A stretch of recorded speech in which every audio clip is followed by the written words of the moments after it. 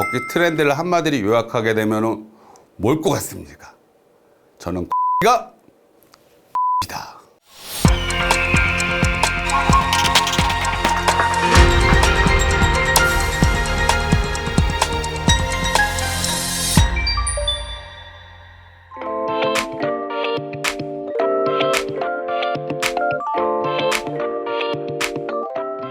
안녕하십니까. 걷기 트렌드 따라잡기 걷기 전문 강사 김응석입니다.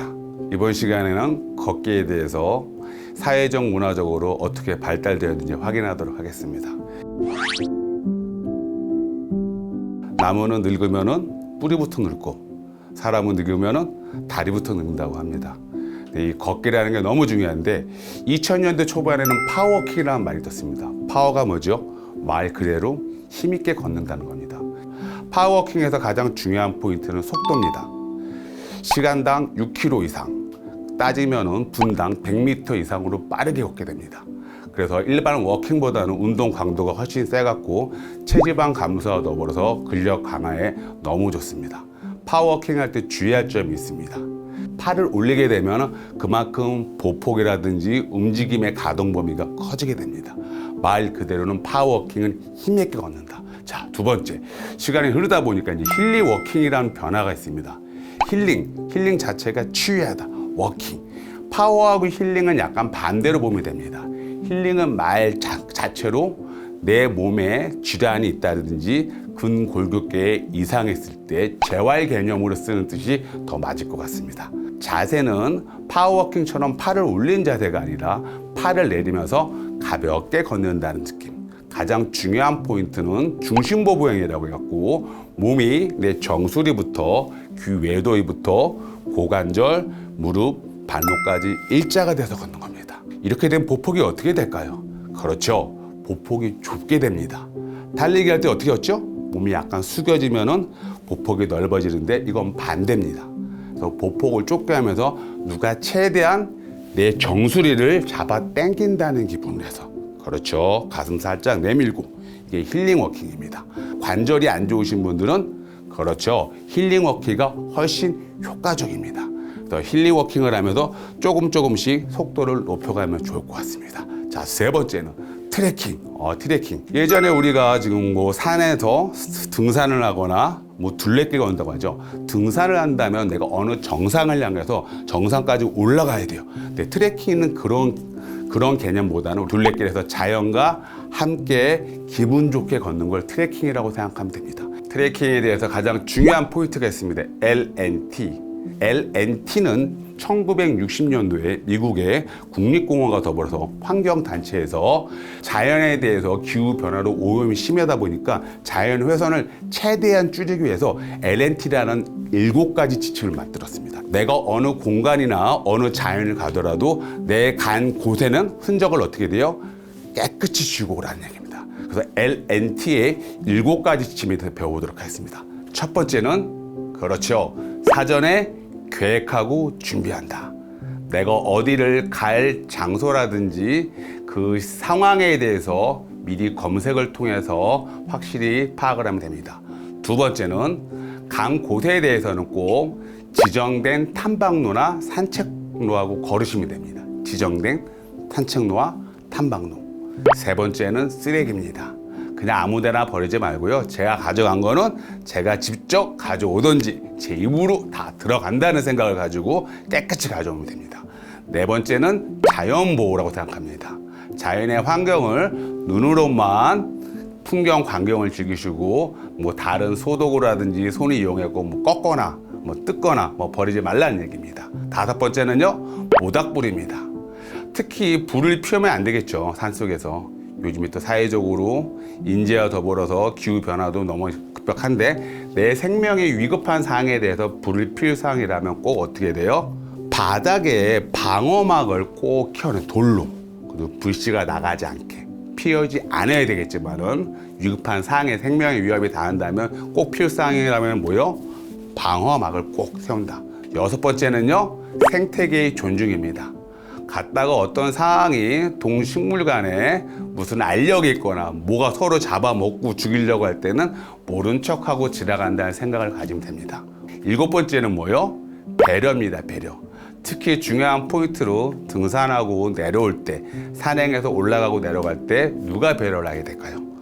일반적으로 잘 생각해 보시면은 정상을 찍고 내려오신 분들은 가방이 가벼울까요? 무거울까요? 어느 정도 동상에 가면은 다 음식물을 섭취하고 오시죠?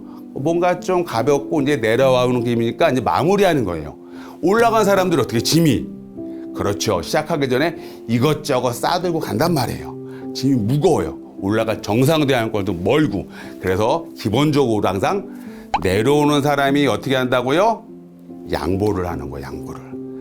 자, 노르딕 워킹. 요즘에 폴 가지고 많이 걷죠. 근데 노르딕 워킹은 어떻게 돼요? 폴을 2개 가지고 꼭 걷는 겁니다. 이게 1980년대에 핀란드에서 크로스컨트리 스키 선수들이, 그러니까 시즌하고 비시즌이 있습니다. 그러니까 비시즌에 눈이 없으니까 이걸 응용을 해갖고 재활 운동과 더불어서 강화 운동으로 노르딕 워킹을 시작했습니다. 중요한 포인트는 일반적으로 걷기는 하지라면은 노르딕 워킹 상지의 움직임이 크다는 거. 그리고 폴을 하나가 아니라 2개로. 그리고 폴의 지지면으로 바닥을 밀고 나간다는 느낌을 확실히 기억해야 됩니다. 인스타그램에서 폴로공이라는 말을 검색하게 되면은 거의 7만 6천 개 정도의 게시물이 뜬다고 하네요.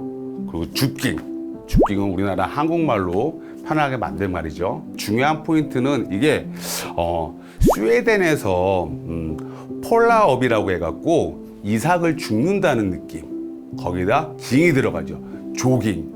이삭을 주우면서 뛴다.